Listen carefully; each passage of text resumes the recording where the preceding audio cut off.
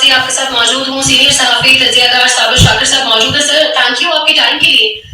بہت سی خبریں ہیں لیکن آغاز کریں گے. مری میں ایک اہم بیٹھک ہوئی اور وہ بھی تب جب سیلاب میدانوں میں تھا اور پہاڑوں میں ایک بیٹھک چل رہی تھی. جی بالکل، یہ ایسا ہی ہے جو آپ محسوس کر رہے ہیں وہی پاکستان کے عوام نے بھی محسوس کیا کہ ہونا تو یہ چاہیے تھا کہ پنجاب کے عوام کے دکھوں کا مداوع کیا جاتا، اور وہاں پہ کوئی نہیں تھا. پہلے 12 دن 14 دن جاپان کی سیر کی گئی اور اس کے بعد سارے کا سارا جو خاندان ہے وہ مری میں جمع ہوا. اور میں نے آپ کو پچھلے پروگرام میں بھی بتایا تھا کہ جب بھی کوئی انہوں نے اہم ترین بیٹھک کرنی ہو اور جب انہوں نے بالکل ایک خاندانی قسم کی میٹنگ کرنی ہو تو پھر یہ مری کا انتخاب کرتے ہیں. ماضی میں بھی کچھ جب پریزیڈنٹ ٹرمپ اور جنرل عاصم منیر صاحب کی ملاقات ہوئی تھی اس کے بعد بھی یہ خاندان مری میں اکٹھا ہوا تھا اور وہاں پہ صلاح مشورہ کیا گیا تھا. پھر اس سے پیچھے چلے جائیں سجن جندال، ان کو بھی مری میں ہی بلایا گیا تھا اور وزیر اعظم تھے نواز شریف صاحب، بغیر ویزے کے ان کو بلایا گیا تھا اور مری میں ہی ان کی ملاقات ہوئی تھی. تو یہ مری کا انتخاب اس لیے کرتے ہیں کہ وہاں پہ بگنگ نہیں ہوتی، ریکارڈنگ نہیں ہوتی اور وہاں پہ کوئی اور سرکاری اہلکار اندر نہیں جا سکتے. تو ان کی بالکل ایک نجی ہے. اور یہاں تک کہ یہ جو ان کا رائیونڈ کا ہے جاتی عمرہ، وہاں پہ بھی اعتبار نہیں کرتے. وہاں پہ بھی کیونکہ ان کو خطرہ ہوتا ہے کہ بہت زیادہ وہاں پہ لوگ ہوتے ہیں تو کہیں نہ کہیں سے خبر نکل جاتی ہے، اس لیے انہوں نے مری کا انتخاب کیا. اور کل بھی جو معاملات تھے وہ بظاہر تو یہ کہا گیا کہ چیف الیکشن کمشنر کی تعیناتی کا معاملہ زیر بحث آیا، جبکہ حقیقت یہ ہے کہ 1 پوائنٹ ایجنڈا تھا اور وہ 1 پوائنٹ ایجنڈا تھا کہ جنرل عاصم منیر صاحب کو ایکسٹینشن دینی ہے نہیں دینی، 2 سال کی دینی ہے اور یا پھر 5 سال کی دینی ہے، اور نئے آرمی چیف لے کے آنا ہے یا نہیں لے کے آنا. یہ سارے معاملات کل خاندان کے اندر ڈسکس ہوئے. اور خاص طور پہ مریم صاحبہ جو باہر سے ہو کے آئی ہیں انہوں نے بھی یقیناً باہر بیٹھ کے کسی نہ کسی کو ٹیلی فون کیا ہوگا، کسی سے رابطہ کیا ہوگا، تو انہوں نے بھی بریف کرنا تھا اور اس لیے یہ کل میٹنگ ہوئی ہے. اس میں صرف اور صرف آرمی چیف سے سلسلہ گفتگو کا شروع ہوا اور آرمی چیف پہ ہی ختم ہوا. تو کیا لگتا ہے صابر صاحب آپ کو کیا فیصلہ ہوا ہوگا؟ ایکسٹینشن دینی ہے نہیں دینی، کتنی دینی ہے، اور کیا نواز شریف کی سیاست میں اتنا ان کا قد کاٹا رہ گیا کہ فیصلے وہ کر سکتے ہیں؟ دیکھیں آپ پیرالل اگر آپ دیکھیں تو کیپٹن صفدر صاحب آ گئے ہیں میدان میں اور وہ اب کہہ رہے ہیں کہ جناب نواز شریف صاحب کو ہروایا گیا ہے ادھر سے آپ کے مانسیرا سے، تو ووٹوں کی گنتی غلط کی گئی ہے. وہ کس کو کہہ رہے ہیں؟ وہ جنرل عاصم منیر صاحب کو پریشرائز کر رہے ہیں. نام لے رہے ہیں وہ ندیم انجم صاحب کا، لیکن وہ سنا رہے ہیں جنرل عاصم منیر کو کہ دیکھیں آپ نے ہم پھر اس طرف بھی جا سکتے ہیں.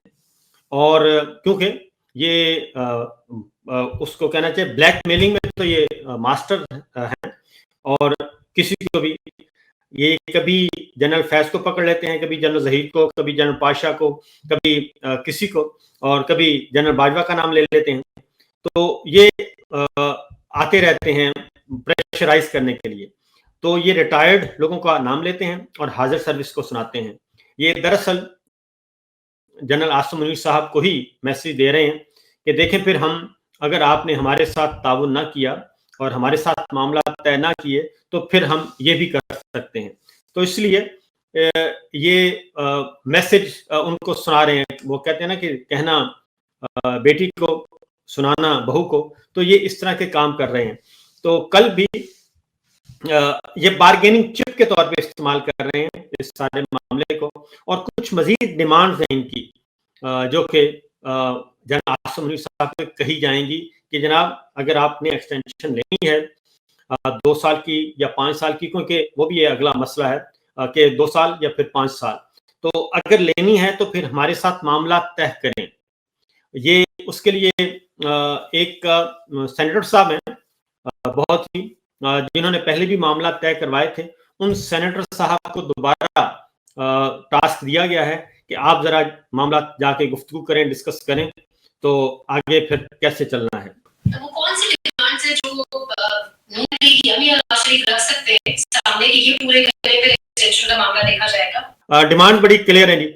چلیں آپ کے وساطت سے ہم آپ کو بتاتے ہیں کہ نمبر 1 یہ ہے کہ جنرل فیض حمید صاحب کو سزا سنائی جائے اور اس کے بعد کلیئر کیا جائے گا. اور اس بات کا امکان موجود ہے اگر معاملات طے ہو جاتے ہیں تو پہلا ہے کہ جنرل فیض حمید صاحب کو آپ سزا سنائیں اور ان کو کورٹ مارشل میں ان کو آپ نے رکھا ہوا ہے. تو ان کو بھی آپ کو یاد ہوگا کہ کب سے پکڑا ہوا ہے, کب سے گرفتار کیا ہوا ہے, اور پہلے وہ ٹاپ سٹی ہاؤسنگ سوسائٹی سے لے کے اور پھر اس کے بعد سازشوں کے تانے بانے, اور اب ان کو کہا جا رہا ہے کہ سزائیں سنائیں. اور مختلف اس مال میں ہمارے جو دانشور حضرات ہیں جو کہ جڑے ہوئے ہیں وہ مختلف اوقات میں مختلف قسم کی خبریں دیتے رہے ہیں. پہلے تھا کہ 25 سال سزا ہوگی ان کی, پھر اتنی ہوگی, اب کہتے ہیں کہ نامینل سی سزا دی جائے گی. لیکن مسئلہ یہ ہے کہ اب اگر ان کے خلاف کچھ ہوتا تو کب کا سزا ہو چکی ہوتی. تو ایسا مسئلہ ہے نہیں, ان کو بھی پولیٹیکل وکٹمائزیشن کے لیے ہی رکھا ہوا ہے. اور اگر احتساب کا معاملہ ہوتا تو پھر تو جنرل باجوہ سے سلسلہ شروع ہونا چاہیے تھا, کیونکہ D G I S I یا ڈی جی سی جو ہے وہ اس وقت اگر آپ دیکھیں تو D G I S I ہوں یا ڈی جی سی ہوں وہ وہی کچھ کریں گے جو اوپر سے حکم آئے گا. تو جنرل فیض نے اگر کچھ کیا ہے تو جنرل باجوہ حکم دے رہے تھے اور جنرل نوید مختار کے انڈر انہوں نے کام کیا. تو اس لیے یہ ٹارگٹ کیا جا رہا ہے. تو پہلا ڈیمانڈ تو یہ ہے کہ جنرل فیض حمید صاحب کو آپ جلد از جلد سزا سنائیں اور ان کو بتائیں کہ ہمارے ساتھ پنگا لینے کا کیا نقصان ہوتا ہے. نمبر 1. نمبر 2, کیونکہ پھر کبھی کبھی آتا ہے کہ جی جنرل باجوہ کی حد تک تو یہ پیچھے ہٹ گئے ہیں اور فی الحال انہیں ضرورت نہیں ہے. نمبر 1. نمبر 2 کہتے ہیں کہ آپ عمران خان صاحب کو بھی سزا سنائیں 9 مئی میں. یہ اگلی ڈیمانڈ ہے ان کی, اور وہ بھی چاہتے ہیں کہ یہ ستمبر میں ہی یہ سارا معاملہ کر دیا جائے. پھر توشہ خانہ 2 میں وہ چاہتے ہیں کہ سزا سنائی جائے تاکہ عمران خان صاحب کے باہر آنے کے چانسز نہ ہوں, کیونکہ 9 مئی میں سپریم کورٹ نے ضمانتیں لے لی ہیں, اور جب ضمانتیں لی ہیں تو جو لاہور ہائی کورٹ کا فیصلہ تھا 9 مئی کے مقدمات میں ضمانتیں خارج کرنے کا عمران خان کا, اس پہ بھی سپریم کورٹ نے کویشچن کر دیا ہے اور کہ وہ اپنی ڈومین سے باہر نکلے ہیں. لہٰذا 9 مئی کے کیس میں باقی نیچے سب کو سزائیں سنا دی گئی ہیں. وہ کہتے ہیں کہ نہیں, اب آپ عمران خان کو بھی سزا سنائیں 9 مئی میں. اور آپ اگر ریسنٹ پاسٹ میں چلے جائیں تو خواجہ آصف صاحب, رانا ثناء اللہ صاحب, جاوید لطیف صاحب, طلال چودھری صاحب یہ مسلسل یہ ڈیمانڈ کرتے آ رہے ہیں, اور اس سے پہلے مریم صاحبہ, شہباز شریف صاحب یہ بھی کرتے آ رہے ہیں کہ 9 مئی کی گردان. تو ان کی دوسری ڈیمانڈ ہے کہ عمران خان صاحب کو جو ہمارے ساتھ طے ہوا تھا یہ اپائنٹمنٹ کے وقت, جس کو عرف عام میں لندن ایکارڈ یا لندن پلان کہا جاتا ہے, کہ اس کے اکارڈنگلی آپ نے ختم کرنا تھا, سیاسی صفحہ ہستی سے مٹانا تھا, وہ ابھی تک آپ نے نہیں مٹایا. کیونکہ جاوید لطیف صاحب ابھی بھی کہتے ہیں کہ یہ میسج اصل میں جاوید لطیف صاحب نہیں ہوتے, وہ مریم صاحبہ بول رہی ہوتی ہیں, نواز شریف صاحب, کہ ابھی بھی عمران خان کو سہولت کاری کی جا رہی ہے, اور ابھی بھی وہ کہتے ہیں کہ نہیں, ان کو آپ انجام تک پہنچائیں. پھر ان کے اگر ماؤتھ پیس ہیں جو ہمارے دانشور دوست ہیں وہ بھی اس طرح کا میسج کنوے کرتے رہتے ہیں. تو لہٰذا دوسری ڈیمانڈ ہے کہ آپ عمران خان صاحب کو اور پی ٹی آئی کو درمیان میں سے غائب کریں. اور اسی لیے یہ جو ضمنی الیکشنز ہوئے ہیں, یہ ضمنی الیکشن میں ساری سیٹیں مسلم لیگ نواز کو انہوں نے کہا جی کہ یہ بھی ہمیں ہمارے حوالے کریں. اس سے پہلے تھا مخصوص نشستوں والا کیس, وہ ہو چکا ہے.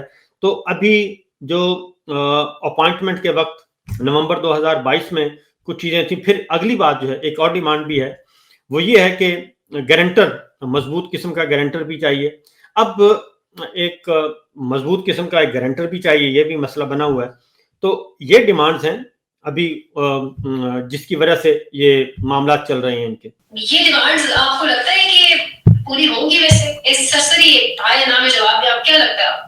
اس میں دیکھیں بات یہ ہے کہ آپ جب D G I S I, یہ جو جنرل فیض نہیں ہے، آپ یہ اس کو سائڈ پہ رکھ دیں. آپ آئی ایس آئی کے سربراہ کو آپ محض ایک خاندان کی خوشنودی کے لیے اور پولیٹیکل وکٹمائزیشن کے لیے سزا سنائیں گے تو اس کے اثرات کیا مرتب ہوں گے؟ اس کے اثرات آپ کے پڑوس میں بھارت بیٹھا ہے اور وہ ہمیشہ آئی ایس آئی کو ملائن کرتا ہے اور وہ سارے کے سارے جرائم جو ہیں وہ کہتا ہے کہ پاکستان انڈیا میں جو کچھ ہوتا ہے اس میں اس کے پیچھے خفیہ ایجنسی ہوتی ہے ہماری. تو آپ ایک پورے کا پورا ایک ان کو دے دیں گے کہ جناب دیکھیں ہم تو یہ کہتے تھے اور یہ اب انہوں نے خود یہ سارے الزامات مان لیے ہیں. اس کا کتنے اثرات مرتب ہوں گے، نمبر 1. نمبر 2 یہ کہ جنرل فیض نے تو کچھ خود تو کچھ نہیں کر سکتا کوئی میجر جنرل. تو میجر جنرل اس وقت بھی اگر آپ کہیں اس اصول کے تحت تو پھر اس کا مطلب یہ ہوگا کہ آپ مستقبل میں بھی کسی میجر جنرل کو پکڑیں گے اور کسی اور ڈی جی آئی کو پکڑیں گے، کیونکہ ابھی یہ اگلا اسٹیپ آ رہا ہے نا کہ اب یہ سارا ملبہ ندیم انجم پہ بھی ڈال رہے ہیں کہ ندیم انجم صاحب یہ سب کچھ کر رہے تھے.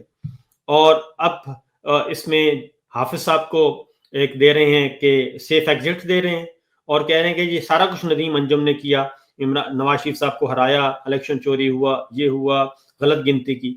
تو یہ شیطان کی آنت کی طرح آگے بڑھتا جائے گا. مطالبات ان کے بڑھتے جائیں گے، یہ بات ذہن میں رکھیے گا کہ یہ مطالبات میرٹ پہ تو ہے نہیں، یہ مطالبات ان کے بڑھتے جائیں گے اور بڑھتے بڑھتے حافظ صاحب کا اگلا بھی 2 سال گزر جائیں گے، لیکن میرا نہیں خیال کہ وہ ان کی ڈیمانڈز پوری کرتے کرتے ان کو خوش کر سکیں.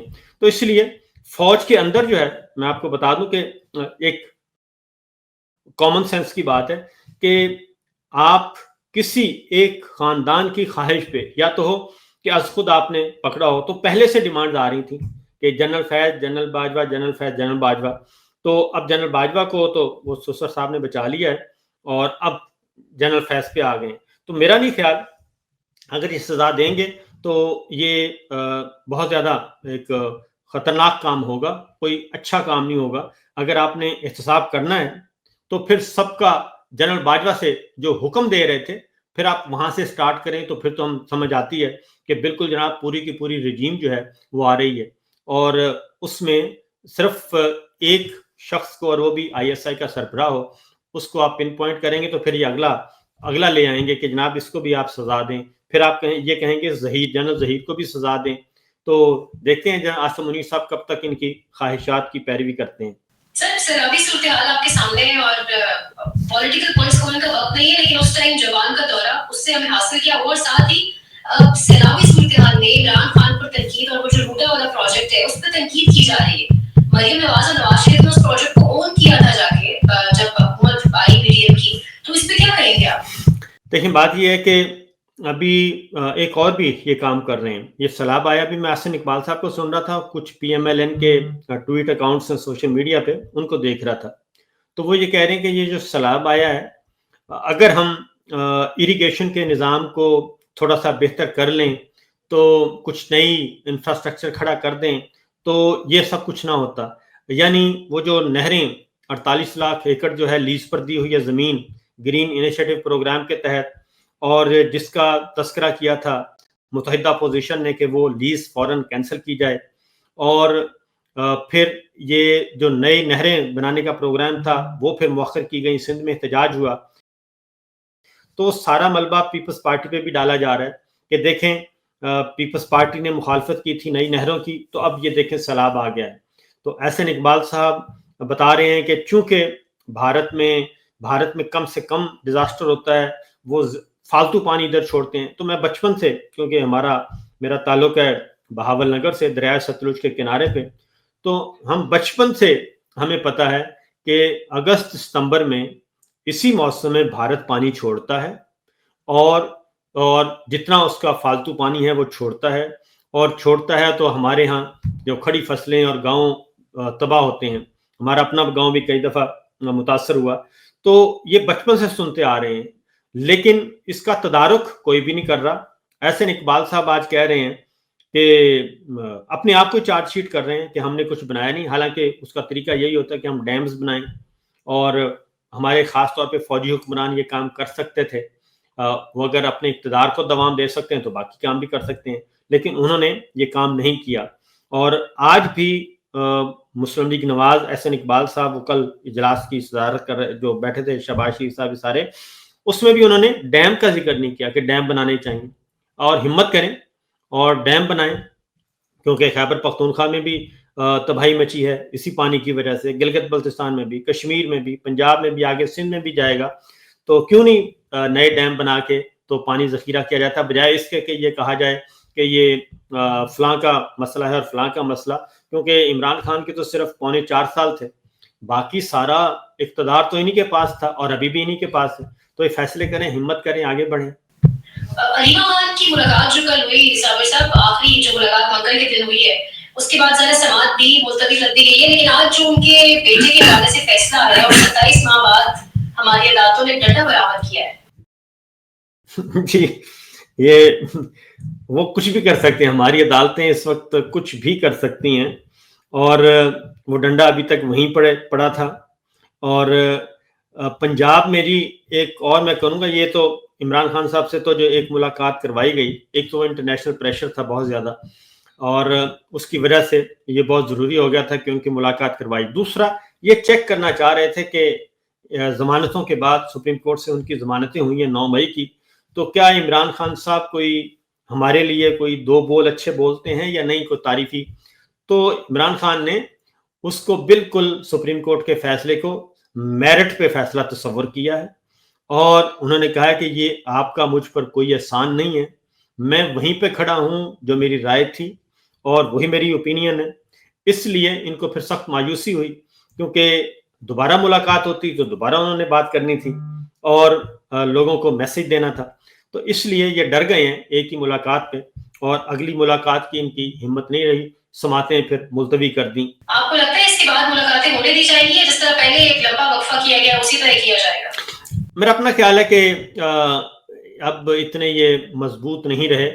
اس کی وجہ ہے کہ یہ تنگ تو کرتے رہیں گے, اس طرح کی حرکتیں کرتے رہیں گے. جیسے آج کل رانا صاحب کہہ رہے تھے, رانا ثناءاللہ صاحب, کہ ان کا ارادہ نہیں ہے باہر آنے کا, یہ 14 سال اپنی سزا پوری کرنا چاہتے ہیں. مطلب یہی ہے کہ جب تک بارگین نہیں کریں گے ہمارے ساتھ اور معاملات نہیں طے کریں گے, اس وقت تک یہ جیل سے باہر آ نہیں سکتے. یہ اصل میں بے وقوف لوگ ہیں, یہ خود ہی اپنے وزیر بھی جو ان کے ہیں اور ان کے جو ماؤتھ پیس ہیں ہمارے دانشور دوست, انہی کے ذریعے سے یہ ساری بات خود ہی کہلوا دیتے ہیں اور خود ہی اپنا اسکرپٹ آؤٹ کر دیتے ہیں, خود ہی اپنا ایجنڈا کر دیتے ہیں جو کہ پولیٹیکل وکٹمائزیشن کا ہے. تو اس کے بعد پھر یہ خود ہی پھنستے ہیں. اب جو کچھ یہ پچھلے عرصے سے کنوے کرتے آ رہے ہیں وہی کچھ آہستہ آہستہ وہ ہو جاتا ہے. اور میں پھر دوبارہ کہوں گا کہ اب آنے والے دنوں میں کیا ہوگا, آنے والے دنوں میں یہ جو ابھی خبریں چل رہی تھیں مری میٹنگ کے حوالے سے, آنے والے دنوں میں کیا ہوگا کہ ابھی خبریں آنا شروع ہو جائیں گی کہ جنرل فیض حمید کا جو کورٹ مارشل کا جو ٹرائل ہے وہ تقریباً مکمل ہو چکا ہے. یہ ابھی آپ اگلے 2-4 دنوں میں یہ ٹاک شوز میں مخصوص پروگرامز میں آپ سننے کو ملے گا کہ جناب وہ ٹرائل مکمل ہو چکا ہے, بس تھوڑی سی کچھ حصہ باقی ہے. تو اس کے بعد پھر اگلا کام آئے گا, پھر عمران خان صاحب کے بارے میں کہا جائے گا, کیونکہ جنرل فیض کو دیکھنا ہے, ابھی ڈپینڈ کرتا ہے کہ کیا یہ فیصلہ ہونا ہے کہ کیا ہمارے جو مسلح افواج ہیں اور ہمارے یہ سارے کے سارے ایک خاندان کی خوشنودی کے لیے ان کے سامنے سربسجود ہوں گے یا نہیں ہوں گے. یہ دیکھنا ہوگا کہ یہ قومی ادارے ہیں یا خاندانی ادارے ہیں, کیونکہ ہم نے دیکھا کہ سیلاب آیا, کشمیر, گلگت بلتستان, خیبر پختونخوا کے عوام اجڑے, سیلاب آیا, گھر برباد ہوئے, پل ٹوٹے, سڑکیں بہہ گئیں, سینکڑوں دیہات جو ہیں وہ گئے.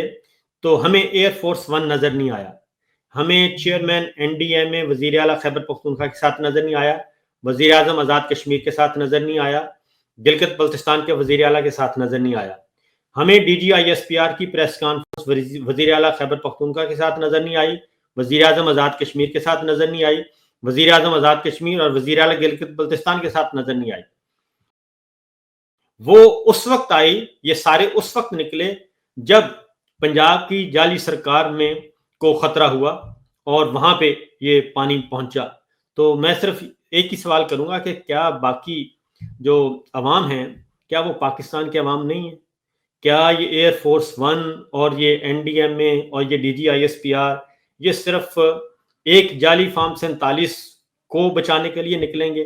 کیا ان کے ساتھ تصویریں بنوائیں گے؟